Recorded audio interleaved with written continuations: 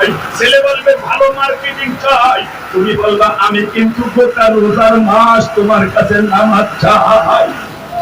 যখন এই সন্তানটাকে এভাবে বাবা তালিম দিবে, মা তালিম দিবে, ওই বাচ্চাটার নাস্তিক মুরতাদ হবে না।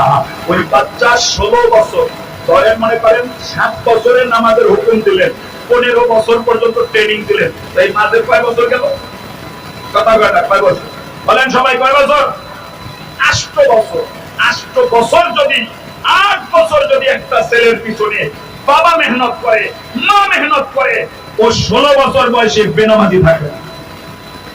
মানে আপনি নামাজের কথা কখন? বাবার বয়স হইতে 80, ছেলের বয়স হইতে 65। আমার বাবা বলে তো ঘরে খাবো না, ছেলে কাছে তুমি আরেক মাসে দাও, আমি আমার এলে বলবই থাকি, ও তো তোমার পর নির্ভরশীল না। এজন্য রাসূল বলছেন ওই সময় নির্দেশ দিবা যখন তোমাকে ভয় পায়, যখন ওর সিনাটা আল্লাহর জন্য খুলে যায়। রাসূল বলেন আল ইলমু ফিস সিগারি কান নাকশি কাল হাজারি। রাসূল বলেন মাটির মধ্যে রেখা টানবা, ডলা দিলে সমান হয়ে যাবে, দেখা যাবে না। আর পাথরের মধ্যে লোহা দিয়ে যদি অঙ্কন করো, ওই অঙ্কন হাত দিয়া কষা মারলে মুছে না। ছোট্ট বাচ্চার হৃদয়ের মধ্যে যদি নামাজ ঢুইকা যায়, মৃত্যু পর্যন্ত কেউ এটা মিশাইতে পারে না। কথা ঠিক না ঠিক? যুবক বন্ধু, বৃদ্ধ বাবা, এজন্য পয়গম্বর বলেন বয়স যখন 10 হয়ে যায় নামাজের নির্দেশ দাও। এজন্য বাইজিদ বোস্তামীর আম্মা বয়স যখন সন্তানের 5 বছর 6 বছর, বাচ্চাটাকে হাতের মধ্যে লইয়া একজন ওস্তাদের সোহবাতে চলে গেছে, ভাবে ওস্তাদ দি, এইটা আমার ছেলে বাইজিদের ওস্তাদ, আপনার কাছে দিলাম, আমার বাচ্চাটাকে একটু লালন পালন করে দেন, বাচ্চাটাকে নামাজি বানান, বাচ্চাটাকে একটু নামাজি বানান। আমার স্বামী নাই, ওর বাবা নাই, ও যেন হাত তুললে ওর বাবার কবরটা জান্নাতের বাগান হয়ে যায়। বাইজিদ বোস্তামি মাদ্রাসায় চলে গেছে। বাইজিদের মা ডাক দিয়া বলে ওস্তাদ রে, ওর কোনো ছুটি নাই, ছুটি দিয়েন না, ওরে একটু ভালো করে পড়ান যেন মানুষের মতো মানুষ হইয়া আমার স্বামীর কবরটাকে জান্নাতের বাগান বানাইতে পারে। বাইজিদ বোস্তামি মাদ্রাসায় পড়া শুরু করলেন। ছোট্ট বাচ্চা বুঝে না, ওস্তাদকে ডাক দিয়া বলে ওস্তাদ আমাকে একটু ছুটি দেন। ওস্তাদ বলে কোনো ছুটি পাইবা না, তোমার মা নিষেধ করছে। বলে না ওস্তাদ একটু ছুটি দেন, আমাদের কওমি ধারার মাদ্রাসায় ছুটি নেই। কি নাই? কথা কানা ছুটি নাই কেন? বৃহস্পতিবার বাড়িতে বাপে টিভি দেখে, মায়ের সিনেমা দেখে, দুইজন মিলে সিরিয়াল দেখে, কোলায় মিলা বাপের মায়ের কোলের মধ্যে বসে থাকে। তো শনিবার আর হেফজখানার পৃষ্ঠা মুখস্থ হয় না। কথা বুঝেন না? বুঝেন না? এই জন্য আমরা মুসলমানের ছুটি দিই না, আমরা কোনো ঘরের মনে করেন বিয়ার ছুটি দিই না, আমরা কোনো বান্ধবীর বিয়ার ছুটি দিই না, কেক কাটার ছুটি দিই না, জন্মদিনের ছুটি দিই না। কারণ ওই সমস্ত জায়গায় যাইয়া আর দিমাগটা নষ্ট হয়ে যাচ্ছে। তখন পরে আর কোরআন শরীফ মুখস্থ হয় না। 2 বছর পর আমি আর করুন না, আমার নাম করে এটা দোকান দিয়ে দাও। এই যে বাচ্চাটা নষ্ট করলো, এর পিছনে হলো বাবা মায়ের অতি আদর। এজন্য বাইজিদ বোস্তামীর মা বলে ওস্তাদ আমার বাচ্চার কোনো ছুটি লাগবে না, ওরে মানুষের মতো মানুষ বানান। বাইজিদ ওস্তাদকে বলে ওস্তাদ বাবা নাই, কবরটা একটু দেখতে চাই, দয়া করে একটু আমাকে বাড়ি যাইতে দেন। ওস্তাদ বলে বাইজিদ মা তো বলছে তোমার কোনো ছুটি নাই। বলে ওস্তাদ আপনার কাছে বলি কি কথা? বলে আমার একটু ছুটি দেন, অনুরোধ করলাম, বাবার কবর থেকে চলে আসবো। ওস্তাদ বড় চালাক, একটা কিতাব ধরাই, কিতাবটা ধরাই বলে বাইজিদ এই কিতাবটা তুমি মুখস্থ করো, যদি মুখস্থ করতে পারো তোমার ছুটি মঞ্জুর হয়ে যাবে। বাইজিদকে মায়ের দোয়ায় আল্লাহ এমন প্রেরণ দিছে, 6 মাসের কিতাব বাইজিদ 15 দিনে মুখস্থ করে ফেলায়। আল্লাহু আকবার! ওস্তাদের এটা আল্লাহ করলে পারে না? পারে না? কথা কয় না পারে না? পারে না? আমাদের মাযহাবের ইমাম ইমামে আবু হানিফা নাফাদাল্লাহু মারকাতা, ওনার ছাত্র ইমামে মুহাম্মদ ক্লাসে আইছে, ওস্তাদ কয় তোমার দাড়ি উঠে নাই, মোছ উঠে নাই, চলে যাও, হাফেজ হয়ে আইবে। ওস্তাদের চিন্তা হাফেজ হইতো তো মনে করেন 2 বছর সময় লাগবে, বড় হইতো। ওমা 7 দিন পরে ক্লাসে হয়েছে, শুক্রবার গেছে, বৃহস্পতিবার হয়েছে। তাকে তোমরা বলে হাফেজ হয়েছে? ওস্তাদ খালি হাফেজ হই না, মায়েরে পুরা কোরআন শরীফ শুনাইয়া তারপরে আপনার কাছে আইছি, গোটা কোরআন মুখস্থ প্রশ্ন করে দেখেন। আল্লাহু আকবার। ইমামে মুহাম্মদ 7 দিনে হাফেজ হইয়া যায়। আল্লাহ যদি কারো সিনা ইলমের জন্য খুলে দেয়, ওই সিনাটার মধ্যে আল্লাহ কোরআনের জ্ঞানটা আমানত রাখে। কথা ঠিক না ঠিক? এই বাবা, বাইজিদ প্রস্তাবি আস্তে করে সামনে পারলেন। ওস্তাদ বলে বাইজিদ প্রশ্ন করিলে করেন, প্রশ্ন করলেন, উত্তর দিলেন। এবার উত্তর লইয়া বাইজিদ বাড়ি যায়। ওস্তাদ বলে দিছে, বাইজিদ তাড়াতাড়ি আইবা, রাত্রে যাইবা, সকালবেলা আইবা। ঠিক আছে ওস্তাদ। রাতের বেলা যাইয়া মায়ের দরজায় টোকা মারছেন, মা আমি তোমার বাইজিদ আইছি রে মা, একটু দরজাটা খুলে দাও, তোমারে দেখতে আসছি মা। বাইজিদের মায়ের জবাব, না তুমি আমার সন্তান না, আমি তোমার মা না। বাইজিদ বলে, মা আমি এটা তোমার কলিজার টুকরা বাইজিদ। মায়ের জবাব, তুমি আমার সন্তান না, আমি তোমার মা না। যেই বাইজিদকে আমি 10 মাস 10 দিন পেটে রাখলাম, ওই বাইজিদ তো মাদ্রাসায় মায়ের কথার অমান্য কইরা ছুটি লইয়া বাড়ি আসতে পারে না। এমন বাইজিদকে আমি পেটে রাখি নাই, যেই বাইজিদ আমার কথা মানে না। এটা তোমার বাড়ি না, চইলা যাও। বাইজিদ চোখের পানি ফেলে ডাকতেন, মা আমি তো তোমার সন্তান বাইজিদ রে মা, একটু দরজাটা খুলে দেখো। মা ডাক দিয়া বলেন, না না, পর পুরুষের সাথে বাইজিদের মা দেখা করে না, চইলা যাও। বাইজিদ চোখের পানি রাখতে পারে না, চোখের পানি মুছে আর সামনের দিকে যখন আগায়, মায়ের কলিজায় মোহাব্বতের আগুন লেগে গেছে। দরজাটা একটু ফাঁকা করে ডাক দেয়, ও আল্লাহ আমার বাইজিদ চলে যায়, কলিজা মানে না। মনটা চাইছিল বাইজিদরে বুকের মধ্যে জড়াইয়া একবার খানা খাওয়াইয়া সকালবেলা বিদায় দেই, কিন্তু আমি যদি বাইজিদরে আদর করতে যাই, বাইজিদ বুঝি আর ভালো আলেম হইতে পারবে না। বুকের মধ্যে পাথরে বাঁধা বাইজিদরে বিদায় দিলাম। বন্ধু আমার, তোমার কাছে হাত তুললাম, আমার বাইজিদে তুমি দুর্বল আলেম বানাইয়া আমার কাছে পাঠাইও না। বাইজিদ প্রস্তাবি চলে গেলেন। বাবা এক টানা 12 বছর। কয় বছর? জোরে বলুন, কয় বছর? 12 বছর পড়ালেখা করে, কিন্তু এর মধ্যে আর বাড়িতে যায় না। আজকে বাইজিদ পাগড়ি পাবেন, সেরকম আজকে ছাত্ররা পাগড়ি নিল রে বাবা। ভিতর থেকে রাতের অন্ধকার, ওস্তাদ ঘুমায়া গেছে, স্বপ্নের মধ্যে দেখে মুহাম্মাদুর রাসূলুল্লাহ সাল্লাল্লাহু আলাইহি ওয়াসাল্লাম বলতেছে, বাইজিদের এই ওস্তাদ সব ছাত্রের মাথায় একটা পাগড়ি দিবা, আমার বাইজিদের মাথায় 2টা পাগড়ি দিয়া দাও। ওস্তাদ বলে, বাইজিদরে কেন 2টা পাগড়ি দিব? পয়গম্বরে আরবি ডাক দিয়া বলেন, এরে সকল ছাত্র দুনিয়ার মধ্যে বাহ্যিক ইলম অর্জন করছে, ও পাগড়ি পাবে একটা, কিন্তু আল্লাহ রাব্বুল আলামিন বাইজিদের সিনা ইলমে নববীর জন্য, মারিফাতের জন্য খুলে দিয়েছে। আল্লাহু আকবার। এই বাইজিদ ওস্তাদ সব ছাত্রকে পাগড়ি দেবা, একটা আর বাইজিদের 2টা। সকাল হয়ে গেল, বাইজিদের মনে আনন্দ, মায়ের বাড়িতে যাবে। পাগড়ি যখন পরা, বাইজিদের চোখ দিয়া পানি পড়ে যায়। এবার ডাকিয়া বলে, বাইজিদরে এই পাগড়িটা খুইলা ফেলা। বাইজিদ বলে, ওস্তাদ পাগড়িটা লইয়া একটু মায়ের কাছে যাইতে চাই, মাকে একবার দেখতে চাই। না না, এই পাগড়ি খুইলা ফেলা বাবা, এমন একটা পাগড়ি করে পরাইয়া দিব সেই পাগড়ি কোন ছাত্র পায় না। বাইজিদ প্রস্তাবিক চিন্তা করতে পারে না, পাগড়িটা মাথার থেকে খুললেন। নবীর ইজাজতের পাগড়ি যখন মাথায় লেগে যায়, বাইজিদ প্রস্তাবিক বাড়ির দিকে আগায়, দরজার মধ্যে টোকা দেয়। মা আর দেরি নাই, দরজা খুলে গেছে। মা ডাক দিয়া বলে, বাবা বাইজিদ আইসনি রে? বলে, ও মা আমি তো আসলাম, কিন্তু প্রশ্নের উত্তর দাও। 50 বার ডাক দিছিলাম 12 বছর আগে, বাইজিদের ডাকটা তুমি চিনতে পারো নাই। 12 বছর পর একবার ডাক দিলে কি আমি চিনতে পারলাম? মা বুকে জড়ায় বলে, বাইজিদ সন্তান কি কোনদিন ডাক দিলেন মা ভুইলা যায়? 40 বছর পরেও যদি কোন সন্তান মাকে ডাক দেয়, মা কোনদিন সন্তানের আওয়াজ ভুলে না। এই বাইজিৎ রে, যেই দিন তুই ডাক দিলি সেই দিনেই তো প্রথম তাকেই চিনতে পারছিলাম।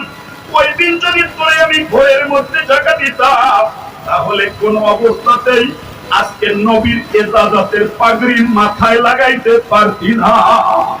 ও বাবা, মনে কষ্ট পাইস না, একটা ওয়াদা কর, আমি মা তোর কাছে ওয়াদা চাই, হাউজে কাউসারে আল্লাহ যদি আমারে আটকাইয়া দেয়, তোরে যদি আল্লাহ হাউজে কাউসার দেয়, আমার একটু হাউজে কাউসার ভিক্ষা দিবি রে বাবা, তুই আমার একটু ভয় লাগে। বাইজিৎ চোখের পানি রাখতে পারে না, বাইজিৎ ডাক দিয়ে বলে, মা হাউজে কাউসার কি তোমার ছাড়া তোমার সন্তান পান করবে? এই যুবক বন্ধু বৃদ্ধ বাবা, রামপুরার পর্দারের মায়ের রে, ভালো করে বুঝো নাও। বাইজিৎ ডাক দিয়ে বলে, মা গো, তোমার ছাড়া কি আমি হাউজে কাউসার পান করবো রে? মা ডাক দিয়ে বলে, বাইজিৎ একটু অজুর পানি আন, আমি অজু করবো, জায়নামাজ বিছাইবো। জায়নামাজে যখন বিছাইয়া সেজদার মধ্যে বাইজিদের মা বললেন, কি দোয়া করে চিন্তা করতে পারবানি? বাইজিদের মা বলে, আল্লাহ আমি আর বাঁচতে চাই না, এই সেজদার মধ্যে আমার মরণ দাও। কেন এখন মরতে চাও? বলে, আল্লাহ আমার বাইজিদ আলেম হয়ে গেছে, আমার আর কোনো চিন্তা নাই, আমার কবরের পাতেও হয়ে গেছে, আমি কবরে যাই আরামে থাকতে পারবো সেই ব্যবস্থা হয়ে গেছে। ও পর্দারের মায়েরা, হাদিস থেকে একটা কথা তোমাদেরকে বলেই যাই। আল্লাহর নবী বয়ান করছেন, যেই ব্যক্তির একটা সন্তান নেককার নামাজি হয়, ওইটা তার বাবা মার জন্য সদকায়ে জারিয়া হয়ে যায়। ওই যে বৃদ্ধ বাবারা চেয়ারে বসে রয়েছে, ওই বাবা এখানে পয়সা যত সওয়াব পায়, বাবা মার কবরে যায় না যায় না, যায় না যায় না। এই হাদিসের ব্যাখ্যা করতে যাইয়া শাইখুল হাদিস আল্লামা জাকারিয়া রাহমাতুল্লাহি আলাইহি, যিনি মদিনায় বৈশা বৈশা হাদিস পড়াইছেন, তিনি ফাদায়েলে আমল কিতাব লিখছেন, শাইখুল হাদিস জাকারিয়া তিনি প্রত্যেক রমজানে 61 খতম কোরআন শরীফ পড়তেন। শাইখুল হাদিস জাকারিয়া তো বড় আলেম, তার কবর এখনো জান্নাতুল বাকি নবীর দেশে আছে। ও বাবা, উনি ওনার কিতাবে এই ঘটনা বয়ান করছেন। একজন আল্লাহর ওলি কবরস্থানের পাশ দিয়ে রওনা দিছে। আল্লাহর ওলি চিন্তা করলেন, মানুষগুলো এই জায়গার মধ্যে ঘুমায়, ওদেরকে দেওয়ার কিছু নাই। একবার সূরা ফাতিহা পড়লেন, তিনবার কুল হুয়াল্লাহ পড়লেন, এবার ইয়াসিন পড়লেন, দোয়া করে চলে গেলেন। আল্লাহর ওলি রাতের বেলা স্বপ্নের মধ্যে দেখে ওই কবরবাসী নেক নেওয়ার জন্য লাইনে দাঁড়াইছে, লাইনের মধ্যে দাঁড়াইয়া নেক নেয়। যত কবরবাসী আছে প্রত্যেকের নেকের জন্য সামনে দাঁড়ায় আর নেকটা লইয়া আগায়া যায়। কিন্তু একজন মহিলা কবরে নিশ্চিন্তে ঘুমায়, কিন্তু সে নেক নিতে যায় না। আল্লাহর ওলি জিজ্ঞেস করলেন, মা প্রত্যেকটা মানুষ নেক নিতে লাইনে দাঁড়াইলো, তুমি কি লাইনে দাঁড়াবা না? মহিলা বিরক্ত হয়ে গেলে, আমার কবরটা কি অন্ধকার না আলো? কয় না, তোমার কবর তো আলোই আছে, জান্নাতের বাগান, তুমি আর কথা বলা দরকার নাই। আমার নেক ভিক্ষা করতে হয় না, আমি নেকের কাঙ্গাল না। আল্লাহর ওলি জিজ্ঞেস করে, কারণটা কি?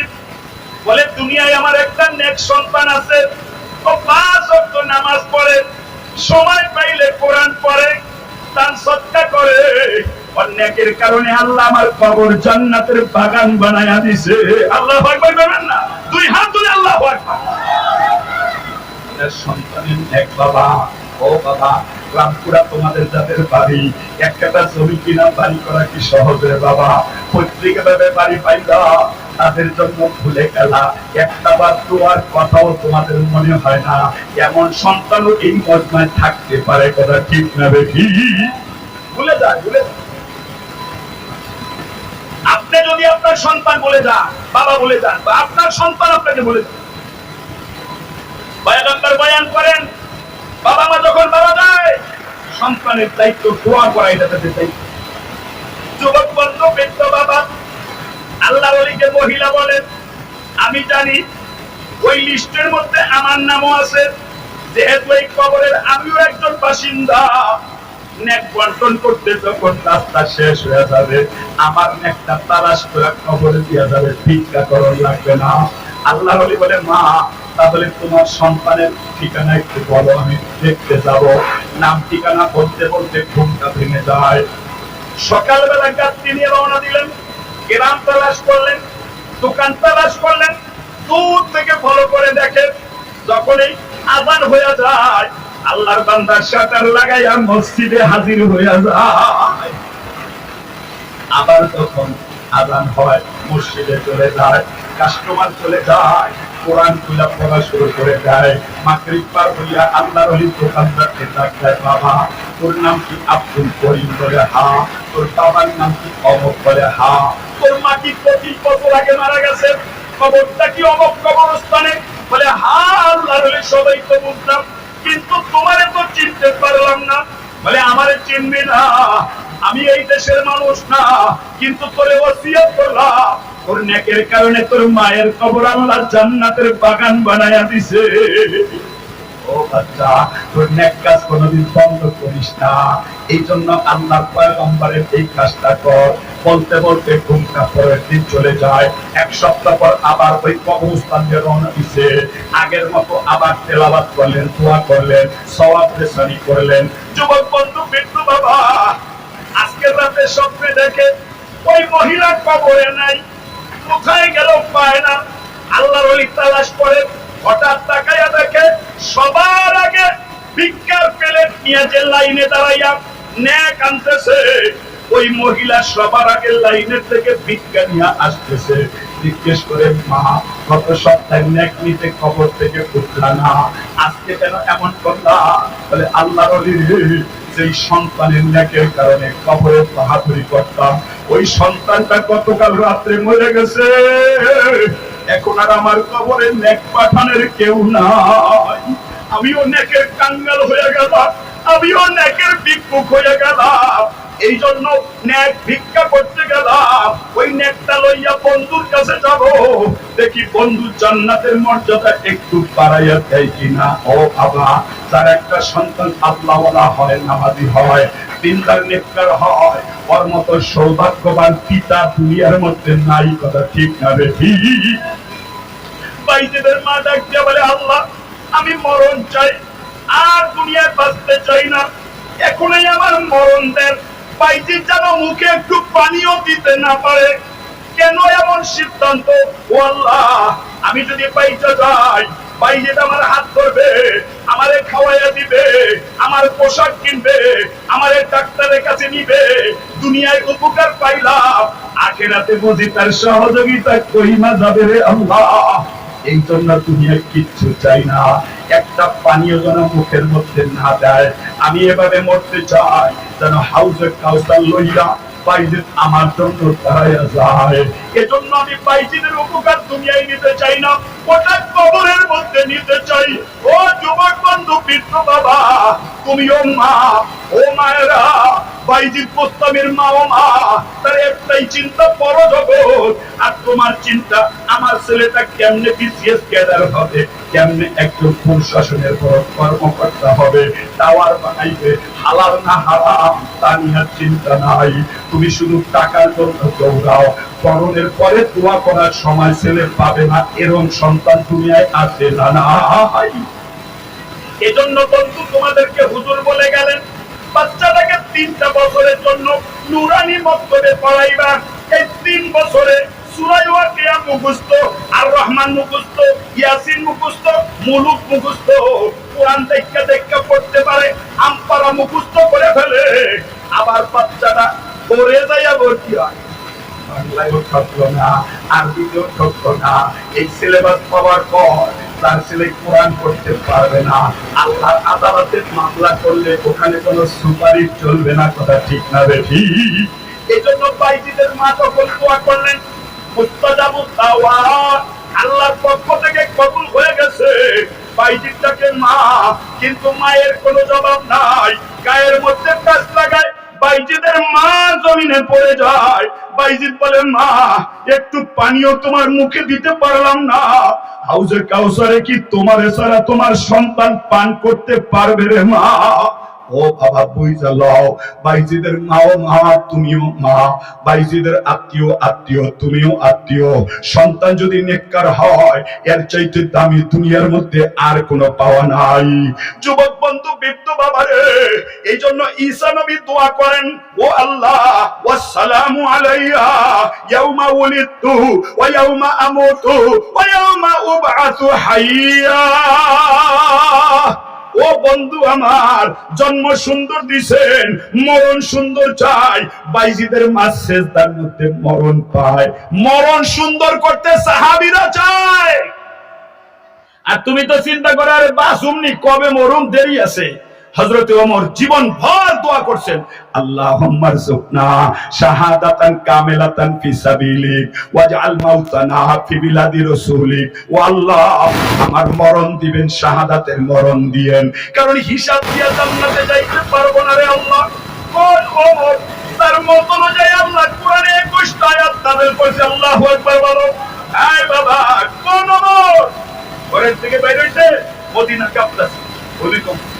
হযরত ওমর কয়, আমার লাঠি লয়ে যাও, লাঠিটা হাতের মধ্যে ছিঁড়ে জমি কাবাত কি লাগা, আমি কি এই জমি ইনসাফ কায়েম করি নাই? লাঠিটা হাতের মধ্যে লইয়া জমিনের মধ্যে বাড়ি বলে, এই জমিন থাম, এটা নবীর জমিন। 1400 বছর আগে ওমর ভূমিকম্প বন্ধ করছে, আজ পর্যন্ত মদিনার জমিনে ভূমিকম্প হয় না। ওমর চিঠি লাগে এত নীল নদ শুনে যে ওমর সম্পর্কে পয়গম্বর বলেন, লাউ কানা বাদি নবিয়্যুন লাকানা ওমর, আমার পরে যদি কেউ নবী হইতো তো ওমর হইতো। সেই ওমর আল্লাহর কাছে দোয়া করে, আল্লাহ জান্নাতে হিসাব দিয়া যাইতে পারবো না, এই বাবা আপনি আমাকে শাহাদাতের মরণ দেন, মদিনায় মরণ দেন, যেন আপনার নবীর কাছাকাছি একটু ঘুমাইতে পারিবে। আল্লাহ এই চিন্তা করলাম বাবা। এই বাবা, হযরত ওমর আজকে ফজরের নামাজ মসজিদে নববীর মধ্যে দাঁড়াইছেন, এক রাকাত পড়লেন, আর এক রাকাত বাকি। আবু লুলু আল মাজুসি ওমরের পেটের মধ্যে একটা ছুরি ঢুকাইয়া দিছে। ওমর জমিনে পড়ে গেছে, খাদ্যনালী কেটে গেছে, দুধগুলো পড়ে গেছে। ওমর বলে, আসসালাত, নামাজ। এই উম্মত নামাজ। নামাজ যখন শেষ হয়ে যায়, হযরতে ওমরের সন্তান আব্দুল্লাহ ইবনে ওমর বাবার মাথাটা রানের উপরে রাইখা চোখের পানি ফালায়। বাবা জিজ্ঞেস করে, আব্দুল্লাহ, আমাকে কে হত্যা করছে? বলে, আব্বা, ইহুদির সন্তান আবু লুলু আল মাজুসি আপনাকে হত্যা করছে। ওমর বলে, চিন্তা নাই, আমার আল্লাহর কাছে শাহাদাতের মরণ চাইছিলাম, কিন্তু শাহাদাতের মরণ যদি আল্লাহ নাও দেয়, শাহাদাতের লিস্টে নাম লেখাইছে। আল্লাহু আকবার। জুলুম করে কেউ যদি মারা যায়, এই লোকটাকে আল্লাহ শহীদ বানায়া দেয়। পানিতে ডুইবা মারা যায়, শাহাদাতের মর্যাদা দেয়। হার্টের রোগে মারা যায়, শাহাদাতের মর্যাদা দেয়। অ্যাক্সিডেন্টে ঈমান যদি মোমেন যদি মারা যায়, তাহলে ওই লোকটাকে আল্লাহ শাহাদাতের মরণ দেয়। যদিও ময়দানের শহীদ না, কিন্তু শাহাদাতের লিস্টে আল্লাহ তার নামটা লেখায়া দেয়। ওমর বলে, বাবা বড় ভালো হইলো, আমার নামটা শাহাদাতের কাতারে লেখা হইলো। আরেকটা কাজ বাকি আছে বাবা, মসজিদে নববীতে যা, আম্মা জান আয়েশাকে একটু বলিস, ওই যে নবীর হুজরায়ে আয়েশার মধ্যে আম্মা জান যেই ঘরে ঘুমাইতেন, ওই ঘরের মধ্যে 4টা কবরের জায়গা আছে। একটা কবরের মধ্যে আমার নবী ঘুমায়, আর একটা কবরে আবু বকর সিদ্দিক ঘুমায়, আরো 2টা কবরের জায়গা বাকি আছে। একটা কবরের মধ্যে হযরতে ঈসা নবীর জন্য নবী বরাদ্দ রাখছেন, আর একটা কবর খালি আছে।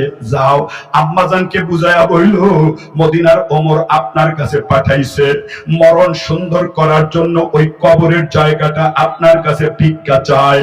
যদি আপনি ভিক্ষা দেন, এই জায়গায় ওমরকে দাফন করা হবে। আপনি যদি রাজি না হন, ওই যে মসজিদে নববীর জান্নাতুল বাকি, যেই কবরস্থানে কিয়ামত পর্যন্ত নবীর কারণে কোনো আযাব নাই, মসজিদে নববীর কবরস্থানে আযাব নাই, কারণ এটা পয়গম্বরের বাড়ি। নবীর ইজ্জতের কারণে ওখানে আযাবের ইন্তজাম আল্লাহ বন্ধ রাখছেন। বাবা, মক্কা শরীফে হাজীদের কবরে কোনো আযাব নাই। দুনিয়ায় এমন কিছু কবরস্থান আছে, যেই কবরস্থানে ঘুমানোর জন্য মানুষ আশা করে। বাবা, হযরতে ওমর বললেন যাও আম্মাজানকে বইল। আব্দুল্লাহ ইবনে ওমর চলে গেলেন, আম্মাজানকে বললেন মা আব্বাকে তো আবু লুলু শহীদ করে দিছে, মৃত্যুর আগে আপনার কাছে একটা আবদার জানাইছে। আব্বা কি আবদার? বলে ওই যে মসজিদে নববীর কবরস্থানে একটা কবরের জায়গা আপনার ঘরে আছে, এই জায়গাটা তো আপনাকেই নবী দিয়েছিল, ওই জায়গার মধ্যে ঘুমানোর জন্য আব্বা একটু চায়, আপনি একটু জায়গাটা দিলে আব্বারে দাফন করব। আপনি যদি রাজি না হন জান্নাতুল বাকির মধ্যে কবর দিতে বলছে। আম্মাজান চোখের পানি রাখতে পারলেন না। আম্মার মনে হয়ে যায় 6 বছর বয়সে নবীর সাথে বিয়ে হয়, 9 বছর বয়সে এই ঘরের মধ্যেই নবী তারে সংসার শুরু করাইছে। হযরতে আয়েশা সিদ্দিকার বয়স যখন 18 বছর, আল্লাহর পয়গম্বর দুনিয়া ছেড়ে চলে গেছে। সেই দৃশ্যটা কি আম্মাজানের বড় কষ্টের। বাবা আম্মাজান বুঝায় আব্দুল্লাহ আমার নবী আমার রানের উপরে শোয়া, এই জায়গায় মাথা, নবী দাঁড়াইতে পারে না, নবীর পশমে পশমে ব্যথা। ইহুদি মহিলা নবীরে বিষ পান করাইয়া গোশত পান করাইছিল, এক টুকরা নবী পান খেয়ে ফেলেছিলেন। ওই গোশতের প্রতিক্রিয়ায় নবী দাঁড়াইতে পারে না, মসজিদে যাইতে পারে না। নবী মেসওয়াক চাবাইবেন এই শক্তি নাই। আমার রানের উপরে আমার বন্ধু শোয়া, আমারে ডাক দিয়ে বললেন আয়েশা বন্ধুর কাছে যাব, একটু মেসওয়াক দাও। আমি যদি মেসওয়াকের জন্য দাঁড়াইয়া যাই নবীর মাথাটা মাটিতে পড়ে যায়, আমি তা সহ্য করতে পারলাম না। আমি আমার ভাই আব্দুর রহমানকে বললাম এই আব্দুর রহমান একটু আয়, একটা মেসওয়াক দে। আমার কাছে মেসওয়াক দিল, নবীরে দিলাম। নবী বলে আয়েশা এই দাঁত দ্বারা চাবাইয়া মেসওয়াক করার শক্তি আর নাই। আমি নিজে মেসওয়াকটাকে চাবাইয়া তারপরে নরম করে দিলাম। আমার নবী মেসওয়াকটা হাতে লইয়া ঘুরাইতে ঘুরাইতে আমার রানের উপরে বন্ধুর যাত্রী হইয়া গেল। আব্দুল্লাহ মনের বড় একটা আশা ছিল, এই জায়গার মধ্যে বন্ধুর কাছে আমি একটু ঘুমাইবো। কিন্তু তোমার বাবা এমন ওমর, যেই ওমরের জীবনী লিখতে গেলে নবীর জীবনী আইসা যায়, নবীর জীবনী লিখতে গেলে আবু বকর ওমর আইসা যায়। কর্মের জীবনে নবীর সাথে মিল, মরণে কি অমিল থাকবে রে? আমি বুঝা ফলাইছি এই কবরের জায়গায় শোয়ার উপযুক্ত তোমার বাবা আমার চাইতে বেশি হকদার। যাও যাও বাবার লাশটা নিয়ে আসো, আমার জান্নাতুল বাকির মধ্যে কবর দিও। আমি আর এই জায়গায় ঘুমাইতে চাই না, তোর বাবার লাশটা কবর দে।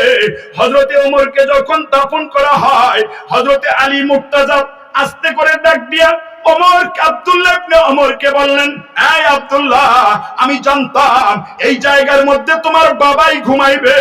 বলে কেমনে জানতেন? বলে মসজিদে নববীর মধ্যে আমি আল্লাহর নবীকে দেখেছি, ডান হাত দ্বারা আবু বকর ধরতেন, বাম হাত দ্বারা ওমরকে ধরতেন, আর নবী বলতেন দাখালতু আনা ওয়া আবু বকর ওয়া ওমর, খরাজতু আনা ওয়া আবু বকর ওয়া ওমর। আমি আর আবু বকর ওমর একসাথে কবরে ঘুমাইবো। বন্ধু যখন সিংহায় ফুঁক দিবে ওই দিন আমরা 3 বন্ধু একসাথে হাসরে উঠবো। আল্লাহু আকবার। والسلام علي يوم ولدت ويوم اموت ويوم ابعث حيا। ও বন্ধু আমার জন্ম সুন্দর দিছেন, মরণ সুন্দর চাই, যেন আমার হাসর সুন্দর হয়ে যায়। এজন্য হযরতে রাসূল আকরাম শিখায় এই আবু সুফিয়ান কর্ম যার ভালো মরণ তার ভালো, কর্ম যার হারাম মরণ তার খারাপ। যেই ব্যক্তির মরণ ঈমানের হয় কবর জান্নাতের বাগান হয়, পলসিরাত চওড়া হয়ে যায়। আল্লাহর আদালতে আমলনামা ডান হাতে পাইয়া জান্নাতি মানুষ হয়ে যায়। আর যার মরণটা বেঈমান হালাতের মধ্যে হয় ওর কবরটা জাহান্নামের টুকরা হয়, সাপের দংশন খায়, 2 দিক থেকে মাটি এসে চাপ দিয়া হাড্ডি গুঁড়ি করে দেয়, শাস্তি চলতে থাকে, জাহান্নামের টুকরা কবর হয়ে যায়। পলসিরাতে কাইটা জাহান্নামে নিক্ষিপ্ত হয়, আমলনামা বাম হাতে পায়, নবী তারে চিনে না। এজন্য পয়গম্বর বলেন উম্মত রে আমার ভাই ঈসা যে দোয়া করছে আল্লাহ আমারে শিখাইছে, ওইটার আলোকে জীবন গড়ো। তুমি নিজে মরণের চিন্তা কইরা নিজে ভালো হও। হও। কর্ম যার ভালো, মরণ তার ভালো। এজন্য কর্ম সুন্দর, মরণ সুন্দর। শুধুমাত্র তোমার কর্ম ভালো করো না, সন্তানের কর্ম ভালো করার জন্য ফাউন্ডেশনে ইসলামের শিক্ষা দিয়ে দাও। এরপরে ইংলিশ মিডিয়াম পড়াও, পিএইচডি করাও, ডক্টর বানাও, বিসিএস ক্যাডার বানাও, উন্নত বিশ্বে পাঠাও। ওই সন্তান নাস্তিক হবে না, মুরতাদ হবে না, বেঈমান হবে না, ওর সিগনেচারে কোরআনের বিপক্ষে কোনো আইন পাস হবে না। কথা ঠিক না ঠিক? এজন্য জেনারেশনকে সুন্দর করার জন্য আমরা চাই তো ইনশাআল্লাহ। কারা কারা চাই? দুই হাত তুলে আল্লাহু আকবার। কোন হাত তুলে বলেন আল্লাহু আকবার। আপনাদেরকে আল্লাহ যখন সন্তান দিব, এই সন্তানদের কানে আজান দিবেন ইনশাআল্লাহ, নাম সুন্দর রাখবেন ইনশাআল্লাহ। আয় বাবা, 7 বছর হইলে নামাজের হুকুম দিলে নামাজ শিখাই দেবো না? নামাজ শিখাইবা, রোজা শিখাইবা, ইসলামের বুনিয়াদি শিক্ষা দিবা। এরপরে তোমার যা মন চায় তা করাও, কিন্তু ওই ছেলে আর কোনোদিন বেঈমান হবে না।